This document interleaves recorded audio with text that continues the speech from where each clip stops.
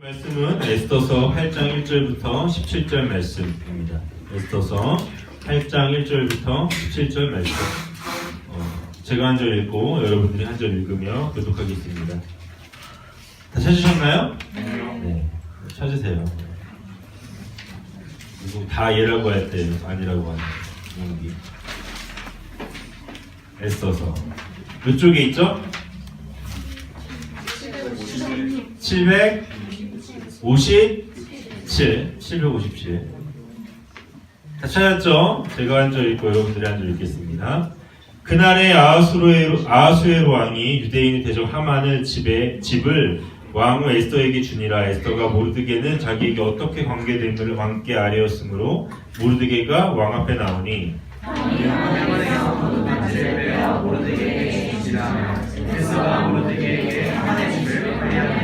에스더가 다시 왕 앞에서 말씀하여 왕의 발 앞에 엎드려 아각 사람 하만이 유대인을 해하려 한 악한 꾀를 제거하기를 울며 구하니 왕이 에스더를 하여 그들을 내리니라. 에스더가 일어나 왕 앞에 서서 이르되 왕이 만일 즐거워하시며 내가 왕의 목전에 은혜를 입었고 또 왕이 이를 좋게 여기시며 나를 좋게 보실진대 조서를 내리사 아각 사람 함무다다의 아들 하만이 왕이 각 지방에 있는 유다인을 진멸하려고 꾀하고 쓴 조서를 철회하소서.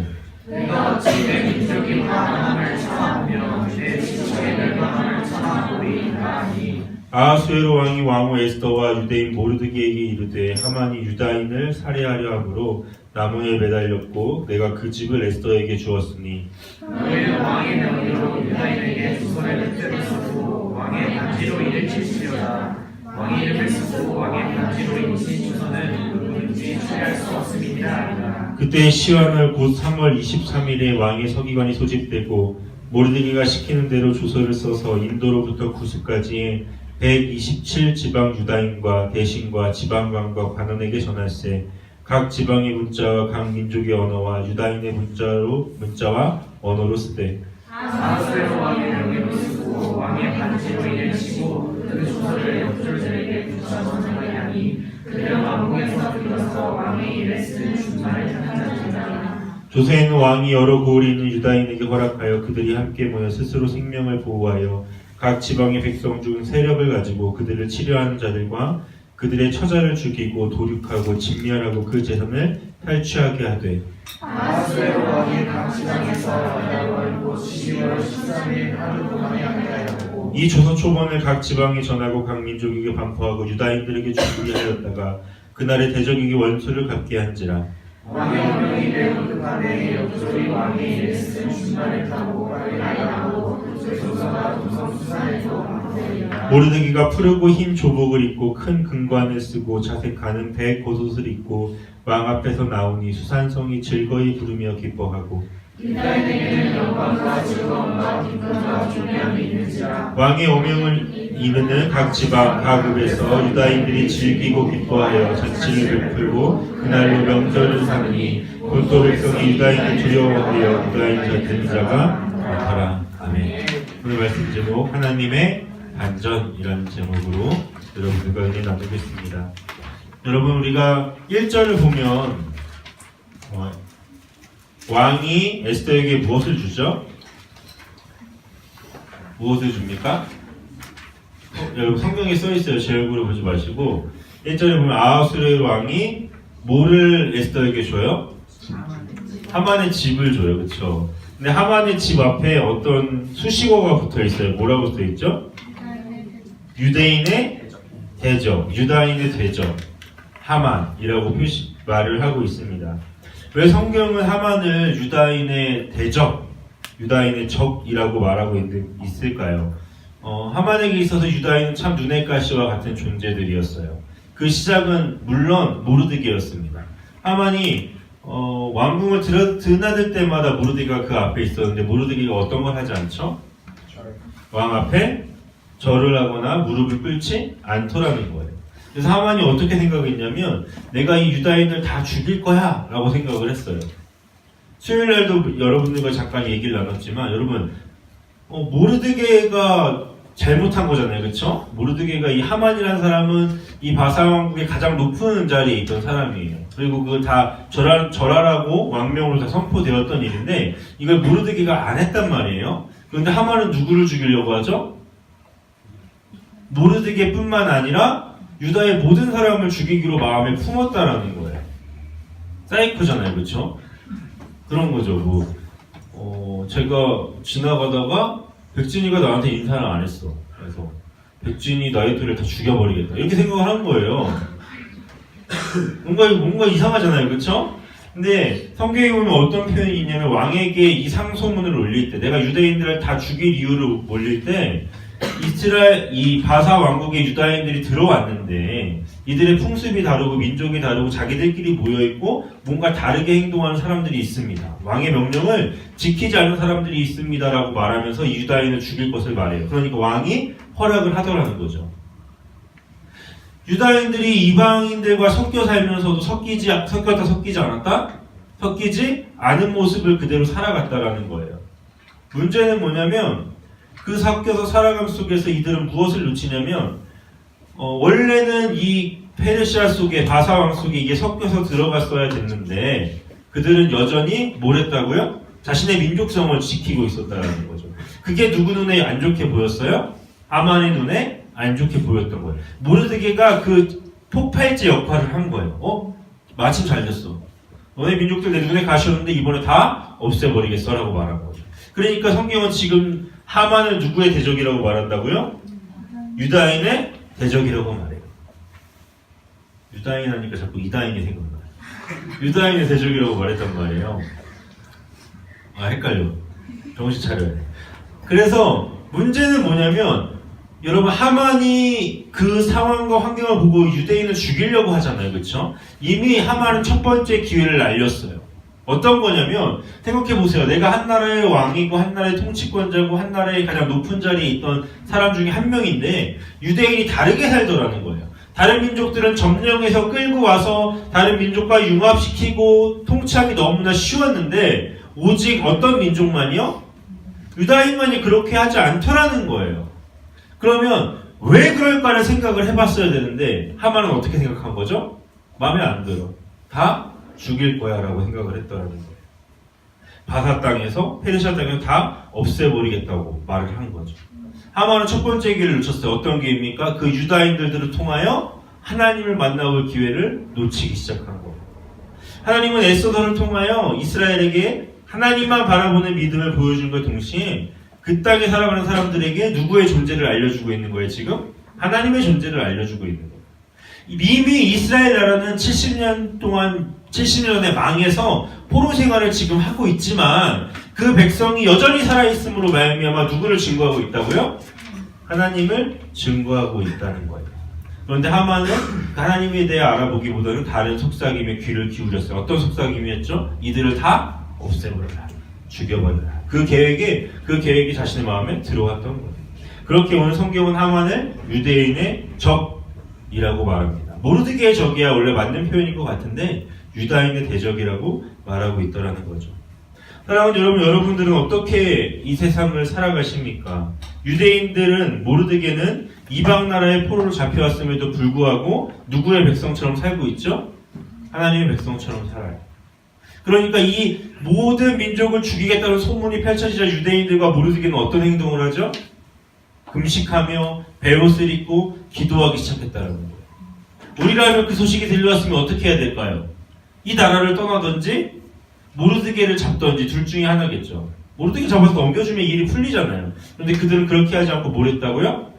금식하며 기도하며 붉은 베옷을 입었다는 거예요. 붉은 베옷을 입는 건 어떤 의미냐면 내가 편하게 있지 않겠다는 거예요. 내가 하나님 앞에서 편하게 있지 않고 기도에 전념하겠다는 표현이었습니다. 그들은 이러한 하나님의 징계 속에서도 여전히 하나님을 붙들면서 살아가고 있더라는 거죠. 세상이 유대인을 향해서 물음표를 던지기 시작했다는 거예요. 저들은 도대체 어떤 민족이기에 무엇을 믿길래 저렇게 살아가는 걸까? 여러분들을 보면 세상 사람들이 궁금해 하십니까? 야, 쟤는 왜 저렇게 살아가지? 왜 쟤는 저런 모습으로 살아갈까? 왜 세상과는 다른 방법을 택하고 다른 방식으로 살아갈까? 만약에 그런 질문이 우리들에게 오지 않는다면 우리들은 혹 죽어버린 그리스도인이거나 이름뿐인 그리스도인일 수도 있어요. 내 삶 가운데 하나님의 하자로 드러나지 않는다면 우리는 어쩌면 죽어버린 이방인과 섞여버린 다른 민족들처럼 살아가고 있는지 모릅니다. 여러분, 악한 하만의 존재가 드러나기 위해서는 누가 필요했냐면 하나님을 믿는 민족이 필요했어요. 그리고 하만은 그 기회를 잡지 못했죠. 여러분들은 세상 사람들에게 이런 기회를 제공하고 있습니까? 우리가 그리스도인으로 살아간다는 건 어떤 의미냐면 세상 가운데 세상 사람들이 하나님을 믿게 되는 기회를 제공하는 사람이란 뜻이에요. 그리스도인은 나만 믿고 나만 행복하고 나만 즐기고 하나님 앞에서 구원받은 자로 할렐루야만 외치며 살아가는 자가 아니라 이 세상 가운데 여러분들의 친구들 가운데 여러분들의 가족 가운데 하나님이 정말로 계실까? 라는 물음을 던지는 존재들이라는 거예요.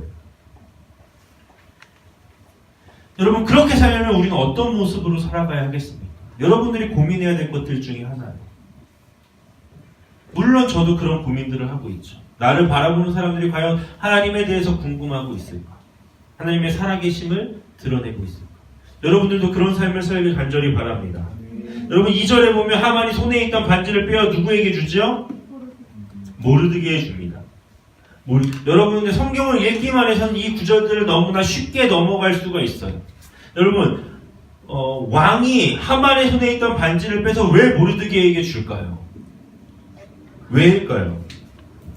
왕의 인장반지라는 건 왕의 권력을 상징하고 왕과 동일한 권한을 가지고 있다는 걸 의미합니다. 왕의 대행자라는 걸 의미하죠. 왜 이 중요한 걸 모르드게에게 주는 것일까요? 그것은 바로 모르드게가 어떤 일을 잘해서가 아니라 하나님이 하나님의 일을 했기 때문이에요. 여러분, 이것만 들어서 아마 잘 모를 거예요. 여러분, 에스더가 모르드게에게 나가기까지 어떤 일을 했다고 저번 설교 때 말을 했죠? 무엇을 했죠? 3일간에 뭐랍니까? 금식을 해요. 에스더가 모르드게 앞에 근데 왜 못 나갔었죠? 어떤 이유 때문에 못 나갔습니까? 에스더가 왕 앞에 모르드게가 에스더에게 이렇게 말하죠. 야, 너 혼자 살려고 하지 말라. 이 구원에 대해서 이 구원함을 왕에게 말해야 된다. 그러니까 에스더가 어떤 걸 이유로 들면서 못 나가겠다 그러죠? 왕이 30일 동안 나를 찾지 않았습니다. 내가 지금 왕 앞에 나갔을 때 왕이 금지팡이를 내밀지 않으면 그거를 누가 죽는다고요? 에스더가 죽는 거예요. 이 시대의 규례였어요. 왕이 부르지 않는데 왕 앞에 나가면 나는 죽게 되는 거예요. 그런 상황 가운데서 에스더가 못 나가죠. 그러니까 모르드게가 뭐라 그러죠? 너 혼자 살려고 하지 말아라. 너라고 죽지 않겠느냐? 그러자 에스더가 어떤 요청을 합니까? 그러면 나를 위해 3일 동안 금식해 주십시오. 그럼 에스더가 어떻게 말하냐면 나와 내 여종이 금식하면서 금식 후야 나아가겠습니다라고 말을 해요. 여러분, 이 구절이 우리는 너무나 술술 읽히지만 뭔가 이상한 점이 있지 않습니까? 가만히 있던 여종은 왜 같이 하는 거예요? 가만히 있던 여종도 같이 데리고 지금 이 금식을 준비하고 기도하기 시작했다라는 거죠. 복음이 어느 순간인가 다른 쪽으로 흘러가기 시작하고 있다라는 또 다른 증거예요. 그리고 이 일은 또 뒤에 어떤 일과 연관이 돼요. 어찌됐든 에스더는 3일 금식 후에 왕 앞에 나갑니다. 그리고 왕 앞에 나가서 어떤 요구를 하죠? 왕이 딱 왕 앞에 나갔는데 왕이 에스더의 아름다움을 보고 어떻게 말하죠? 벌써 까먹으시면 안 돼요. 나라의 절반이라도 주겠다. 그러니까 에스더가 어떤 요구를 하죠? 잔치를 열어놨으니 그때 왕과 하만이 참여하십시오라고 말해요. 중요한 사실은 뭐냐면 에스더가 이미 뭘 준비를 해놨다고요? 잔치를 준비해 놓고 나간 거예요. 여러분 생각해보세요. 왕 앞에 나가서 허락받지 않으면 죽을 사람이 왜 잔치를 준비하고 나갔겠어요? 하나님에 대한 어떤 응답이 그녀에게 있었던 거예요. 그 기도하는 동안 하나님이 어떤 지혜를 에스더에게 준 거예요. 그래서 에스더는 뭘 준비하고 나갔다고요? 잔치를 준비하고 나갔어요. 하나님께 응답받은 자의 행동을 지금 에스더는 보여주는 거예요. 그 왕한테 어떻게 말한다고요? 왕이여, 잔치를 준비해놨으니 하만과 참여해 주십시오. 왕이 그 말을 듣고 기쁘게 여겨 잔치를 참여합니다. 그리고 잔치를 먹고 술을 먹고 기분이 좋아질 즈음에 왕이 또 다른 말을 하죠. 어떤 말을 했죠? 너의 진짜 소원을 말해라. 내가 즉시 들어주겠다. 나라의 절반이라도 주겠다라고 말해요. 뭔가 하나가 더 추가됐어요. 뭐라 그러죠? 내가 즉시 이 일들을 행하겠다라고 말해요. 그러자 에스더가 또 어떤 말을 합니까? 왕이여, 내일 또 잔치를 준비하겠으니 내일 오시면 내 소원을 말하겠다고 말해요. 여러분, 이건 역시도 누가 주신 지혜일까요? 하나님이 주신 지혜예요. 에스더는 딱 거기까지만 아는 거예요. 하나님이 어떻게까지만 얘기하셨냐면, 야, 내일 또 잔치 연다 그래? 그러면 또 아마 올 거야. 거기까지가 네 일이야. 이렇게 말했다는 거예요. 에스더는 딱 거기까지 일합니다. 그리고 나서 유다인에게 굉장히 중요한 하루라는 시간이 생긴 거예요. 하나님이 허락한 타이밍, 하나님이 허락한 하루라는 시간입니다. 이때 하나님이 어떤 일을 하는지를 보면 하나님이 어떤 마음을 가지고 이 이스라엘 백성을 이끌어가는지가 나와요. 이 이후에 어떤 일이 일어나냐면 하만이 술에 잔뜩 취해서 잘 먹고 나가고 있었어요. 그런데 앞에 누가 있었죠? 또다시? 얘는 뭐 하루 종일 거기 있나 봐. 매번 걸려. 또 나갔는데 누가 있어요? 모르드게가 또 거기 앉아 있는 거예요. 그랬더니 하만이 마음에 분노가 일어납니까? 안 일어납니까? 일어나죠. 그래서 어떻게 그냥 일단 화를 참고 지나가요. 그 집에 가서 어떻게 가족과 친구들한테 말하냐면, 야, 와이스터가 잔치를 열었는데, 왕후가 잔치를 열었는데 나랑 왕만 초대했다. 너무 기쁘다. 그런데 여전히 내 마음에 걸리는 한 가지가 있으니 그게 누구라고요? 모르드게다. 그러니까 친구와 아내가 어떻게 말하냐면 어떻게 말하죠? 집 마당에 나무를 세워라. 그리고 너가 다시 잔치를 참여하러 갔을 때 왕에게 요구하라는 거예요. 어떤 요구요? 왕의 명령을 안 듣는 모르드게가 있으니 이제 여기 나무에 달겠다라는 거죠. 그렇게 말을 하고 했었어요. 그 말을 한 장면에서 끝나고 시점이 전환돼서 이제 왕의 시점으로 갑니다. 하나님이 선택한 하루 가운데 일어난 일들이에요. 왕이 신하들을 불러서 왕궁의 역사서를 막 읽기 시작해요. 그런데 그 역사서 가운데 어떤 이야기가 튀어나오냐면 모르드게가 다른 신하들이 반역을 저질렀던 것을 왕에게 말해줘서 이 신하들이 숙청되는 일들을 읽어요. 왕이 그래서 어떤 말을 하죠? 모르드게가 얻은 직책이나 보상이 있느냐라고 말해요. 그러니까 없습니다 라고 말하자 거기 밖에 누가 있느냐라고 말할 때 마침 하만이 들어오고 있었어요. 왜 들어오고 있었죠? 이 모르드게 나무에 달려고. 근데 마침 밖에 하만이 있습니다 말하니까 들어오라고 해라. 들어오니까 이렇게 말하는 거예요. 왕이 존귀하게 하고 싶어하는 자가 있는데 어떻게 하면 좋겠냐? 이렇게 물어봐요.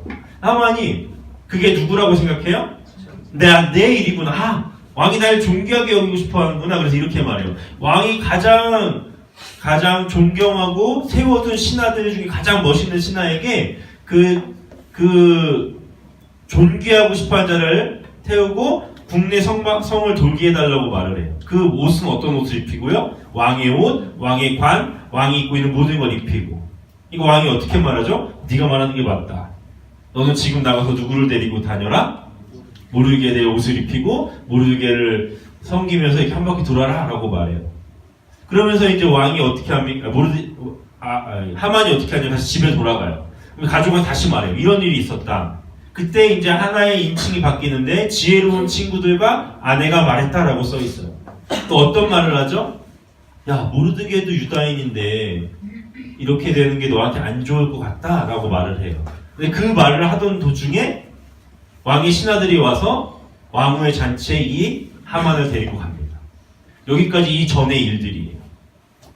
하나님은 하만에게 또 다른 기회를 주는 거죠. 어떤 기회입니까? 너가 죄를 돌이키고 하나님 앞에 나올 기회를 주는 거예요.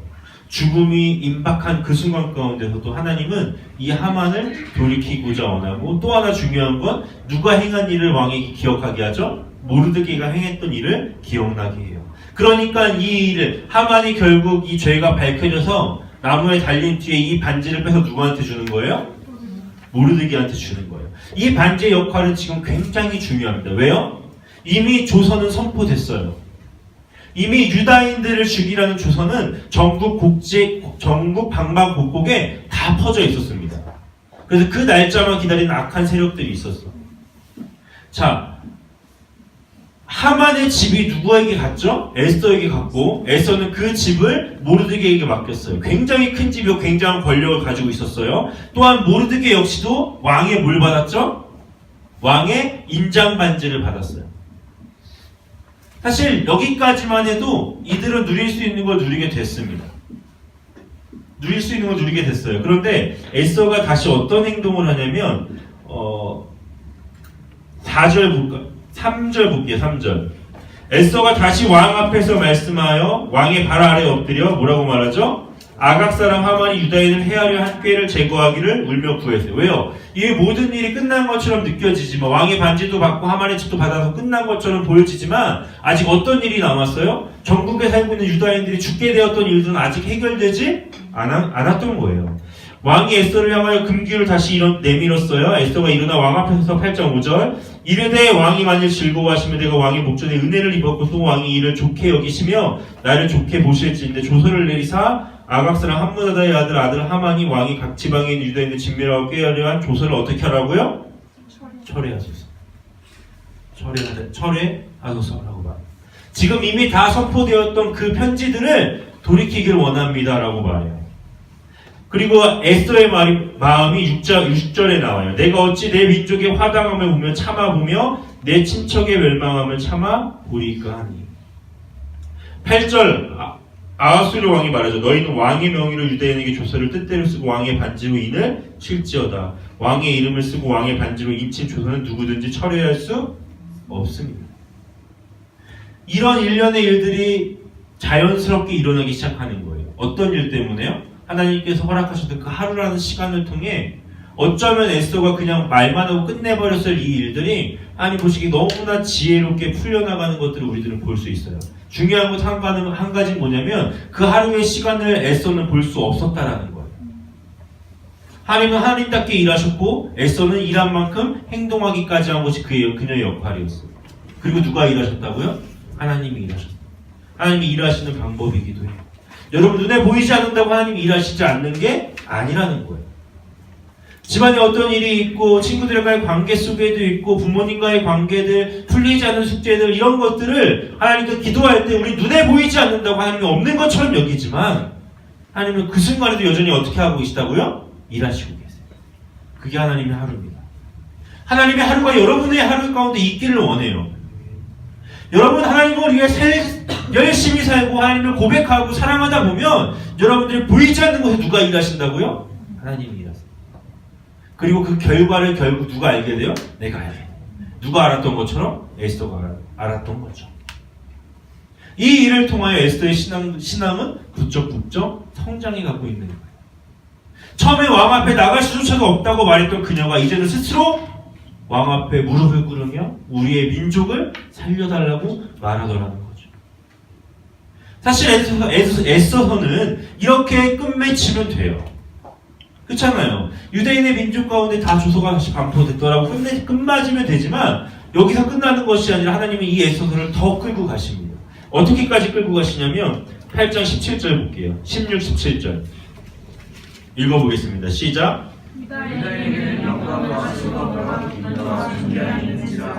왕이 어명이 이르는 각 지방 각 읍에서 유다인들이 즐기고 기뻐하여 잔치를 베풀고 그날을 명절로 삼으니 본토 백성이 유다인을 두려워하여 유다인 되는 자가 많더라.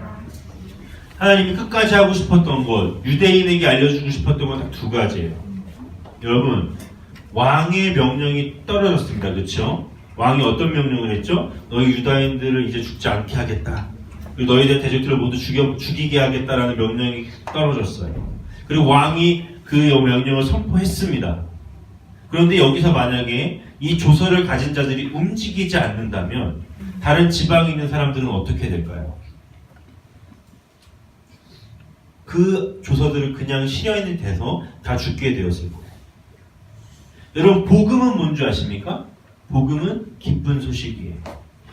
복음은 기쁜 소식인데 왜 기쁜 소식인 줄 아십니까? 예수 그리스도가 나를 위하여 죽으시고 나를 구원하셨다는 기쁜 소식이에요.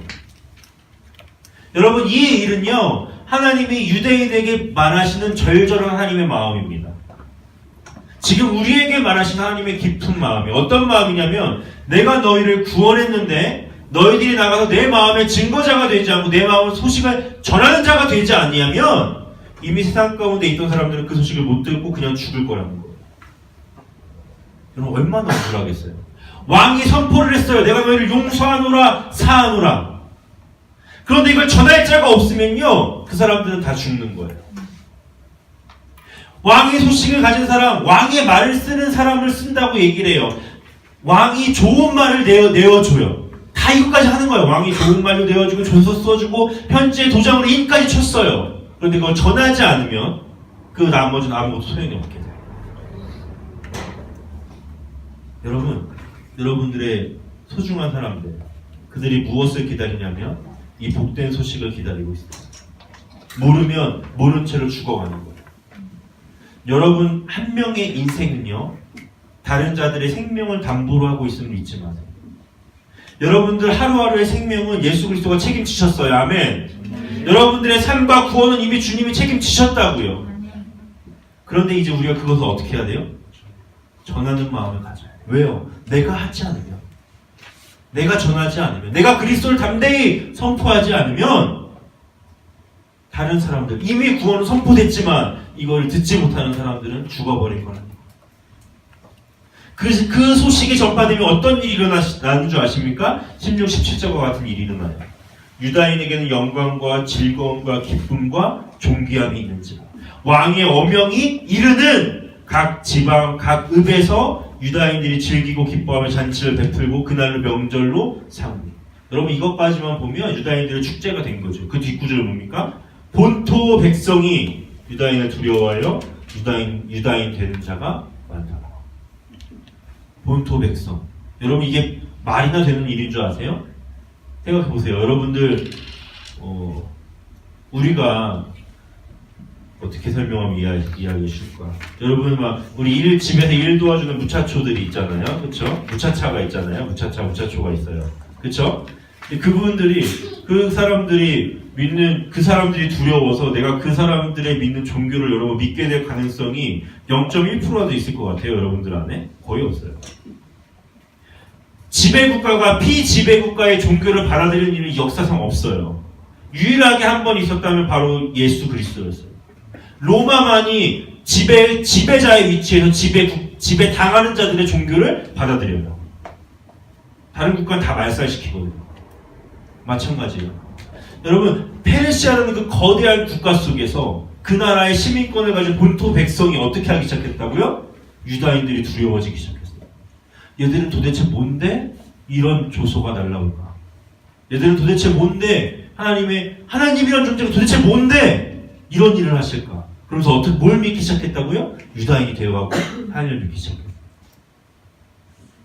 여러분 세상 속에서 사실은요, 세상 사람들은 그리스도인을 두려워해야 돼요. 무서워한다는 차원이 아니에요. 쟤들은 뭔데 저렇게 살아가지? 그게 얼마나 두려운 건지 아세요? 이렇게 처음에 얘기하죠. 야, 너 뭐 이렇게 힘들게 살아? 왜 주일날 이렇게 막 예배를 가고 뭐 이렇게 맨날 큐티를 해? 너 삶에 뭐 도움이 되니? 처음에 얕보일 거예요. 업신여길 거라고요. 야, 그런 거 없어도 살 수 있어. 그런데 여러분들 삶 속에 하나님의 복음이 실제적으로 움직이기 시작하면, 하나님이 실제적으로 일하기 시작하면 그들의 마음 가운데 어떤 마음이 들 거라고요? 두려운 마음이 들어요. 왜요? 하나님이 진짜 있는 건가? 제가 믿고 있는 하나님이 진짜로 저렇게 하시는 건가? 여러분 그게 복음의 선포예요. 그게 바로 구원의 선포입니다. 여러분들이 그 잘난 입술로 100마디 1000마디 말해봐야 바뀌지 않던 그 마음들이 여러분들의 삶에 일하시는 하나님을 보고 바뀔 거라고요. 생각해보세요. 이 사람들은요 이미 그전부터 금식하고 베옷을 입고 기도하고 있었어요. 그것을 보고 얼마나 얕봤겠어요. 너네 좀 있으면 죽을 거야. 너네 그거 너무나 헛짓거리야. 너네 그거 내가 너네들 다 죽이고 저는 내가 다 뺏을 거라고 그 백성도 생각하고 있었다고요. 그런데 상황이 어떻게 됐어요? 유다인들이 그 백성들을 죽이기 시작했어요. 그것도 누구의 명령으로요? 왕의 명령. 그러니 이들의 마음 가운데 얼마나 큰 두려움이 있겠어요. 없다고 생각했던 신이 살아계심을 접하는 그 순간 이들은 하나님을 믿을 수밖에 없어요. 여러분 이게 부흥이에요. 이게 복음의 전파예요. 입으로 맨날 하나님을 말하지만 여러분 앞에서 맨날 자고 친구들이랑 놀고 똑같이 살아요? 하나님은 어디 있는데요? 하나님은 어디 있습니까? 교회에 대해 막 요즘 수련회를 얘기하고 비전 트립을 얘기해요. 그것들 여러분 선생님들하고 제가 정말 최선을 다해서 준비할 거예요. 무엇 때문이에요? 하나님이 드러나는 장소가 되길 원하는 갈망함이 있기 때문에. 여러분, 그런데 그게 내 상황과 환경에 맞지 않다고 해서 이미 마음을 접고 있습니까? 여러분, 그럼 그 본토에 섞여 사는 유대인들, 다른 민족들과 똑같아지는 거예요. 여러분, 이 상황 가운데서 하나님을 드러낸다면 얼마나 놀라운 일이 일어나겠어요? 이렇게 말할 거야. 야, 너 고3인데 뭐 그런데 가? 여러분, 부모님 똑같이 말할 거예요. 야, 너 공부 안 해? 그런데 뭐 하는 거야? 여러분, 어떻게 말하는 겁니까? 살아계신 하나님의 이름으로 명하노니 사단아 물러가라 라고 하면 안 돼요. 그럼 큰일 납니다. 뭐라고 말해야 돼요? 하나님을 경험하는 것이 세상에 이런 것을 누리는 것보다 더 중요합니다. 저의 인생. 저는 그걸 알아요. 여러분, 그럴 때 여러분들의 친구가, 여러분들의 형제가, 여러분들의 남매가, 여러분들의 가족이 누구를 알게 될 거라고요? 두려운 마음으로 하나님 살아계심을 알게 될 거예요. 생각해보세요. 여러분, 이 교회에 하나님의 살아계심이 보인다면 여러분 친구들이 교회 안 올 것 같습니까? 생각해보세요. 여러분이 정말 하나님 여기 계셔. 눈에 보여. 얼마나 많은 사람들이 이 교회로 오겠어요. 여러분 친구들이 이 교회를 안 올 이유는 딱 하나예요.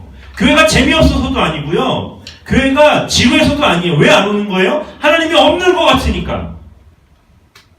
여러분 삶을 보니까.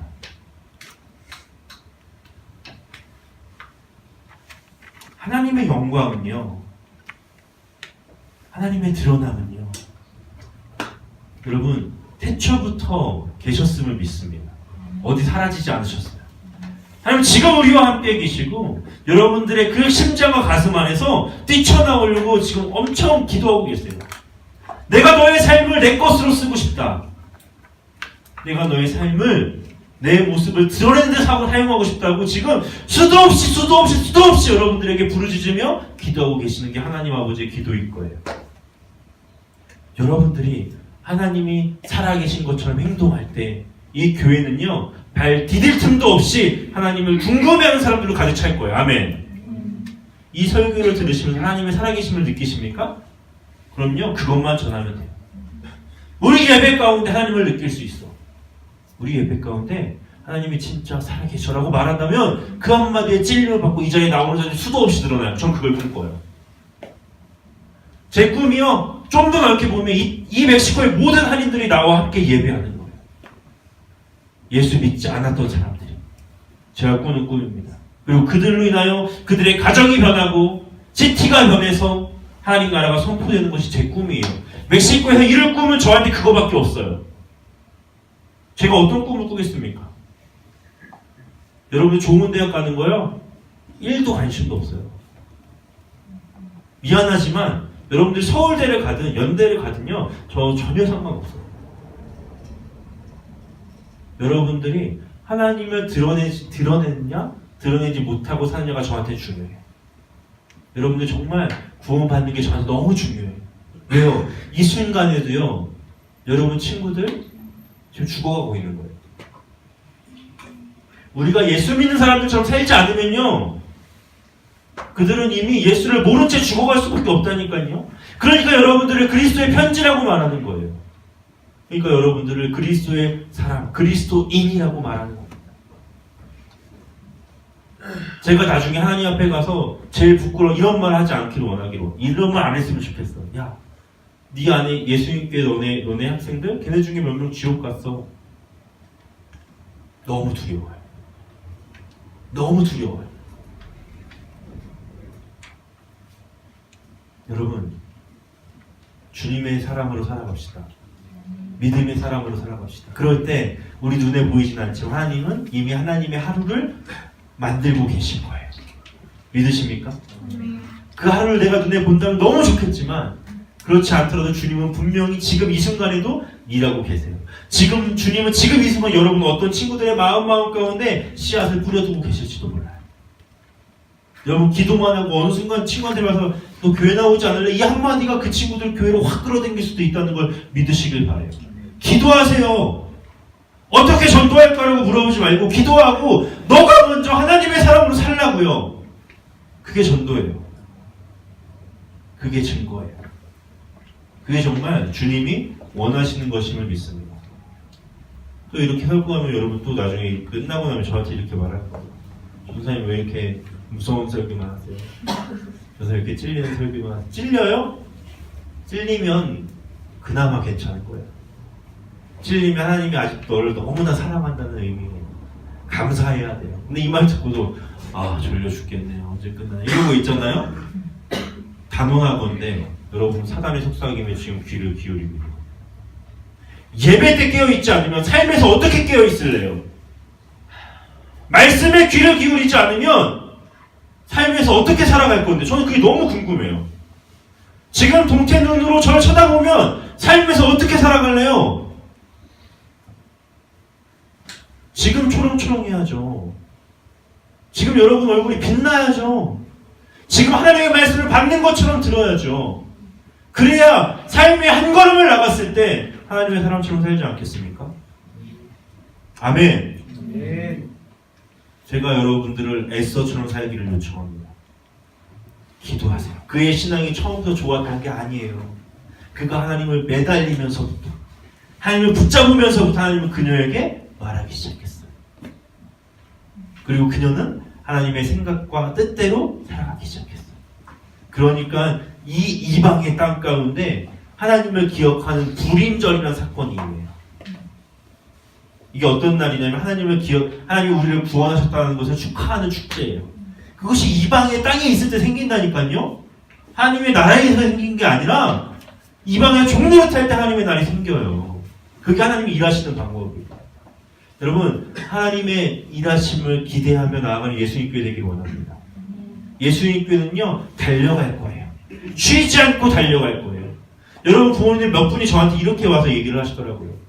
스쿨어택 하는 것도 좋고요. 다 좋은데 우리 애가 지금 너무 힘들어하는데 왜 걔는 안 만나주세요? 제가 이렇게 말해요. 걔네들 다 만나주면요 지금 달려가는 애들한테도 아무 말도 못해요. 제가 하는 신앙의 훈련은 예수의 사람 한 명 만들어 놓으면 그 예수의 사람으로 말미암아 다른 사람들이 쫓아오는 거예요. 저는 그렇게 예수님 교회를 이끌고 갈 거예요. 물론 여러분들이 힘들다고 하면 어디든지 갑니다. 여러분들이 두렵다고 하면 어디든지 갈 수 있어요. 문제는 여러분들이 그런 말 안 해서 그렇지 마음의 준비 다 되어 있어요. 그런데 제가 진짜 하고 싶은 건 뭐냐면 예수의 사람 한 명이 태어나면 여러분들 주위로 예수의 사람이 되고 싶어서 안다라는 사람들이 붙을 거예요. 야, 너 어떻게 그렇게 변했어? 야, 너 진짜 옛날에 성격 정말 그지 같았는데 왜 이렇게 변했어? 여러분 그래야 변하지 않겠습니까? 야, 너 어제까지만 해도 나한테 막 쌍욕했는데 왜 이래? 야, 너 어제까지만 해도 그렇게 자뻑인 애가 왜 이렇게 변했어? 여러분 그런 변화, 삶의 변화가 일어나야 되지 않겠습니까? 제발 부탁할게요. 저분이 뭐라고 저기 나가면 왜 다시 옛사람이 돼요? 지금 여기서 들을 땐 저렇게까지 말하시는데 한 번은 살아봐야지. 왜 저기만 나가면 왜 잊어먹어요? 왜? 저게 무슨 뭐 기억상실하는 뭔가 있습니까? 환장하겠어. 수요 예배도 똑같아. 분명히 애들 뭐 아멘하고 막 눈물 펑펑 나가거든요. 근데 다음 주도 똑같아. 뭐 하는 거야 지금 도대체? 여러분 저분은요 아무것도 없어요. 저 문을 나가면 하나님이 더 역사하는 곳 아닙니까? 저 문을 나가면 하나님의 기쁨을 증거할 수 있는 기회의 땅 아닙니까? 근데 왜 저기가 뭐라고 나가자마자 교회 가서 어떤 카툰 보지? 왜 이런 생각하고 있어요? 저 문 나가면 어떻게 해야 셀카를 찍으면 예쁘게 나? 왜 이런 생각해요? 저게 뭐라고? 문을 없애버릴까? 들어오면 못 나가게? 은혜만 받게? 여러분 당당하게 여러분들을 정문 밖으로 파송합니다. 아멘. 살아가세요. 살아가지 않는 말씀은 소용이 없어요. 살아가야 말씀이 내 삶 가운데 움직일 거 아니에요. 왜 패배자처럼 맨날 난 안 되나 봐 이러고 있어요. 하나님이 된다고 말하고 있다니까요. 하나님이 너는 내 거라고 말해요. 너는 내 사랑이라고 말하고 내가 너를 구원한 자라고 말하는 그 하나님이 여러분들 하루를 책임질 줄 믿습니다. 패배자처럼 살지 마세요. 진 사람처럼 살지 말라고요. 최선을 다하세요. 그러면 하나님이 여러분들을 승리하게 하실 줄 믿습니다. 여러분들의 삶에 불임절이 일어나기로 하네요. 여러분들의 삶을 통하여 이방인이 그리스도인이 되는 놀라운 역사, 그것이 일어나길 간절히 소망합니다. 그렇게 되기 위해서 내가 먼저 그리스도의 사람이 되어야 합니다. 그것을 간절히 바라며 나아가는 저와 여러분 되기를 소원합니다. 아멘. 아멘. 기도하겠습니다.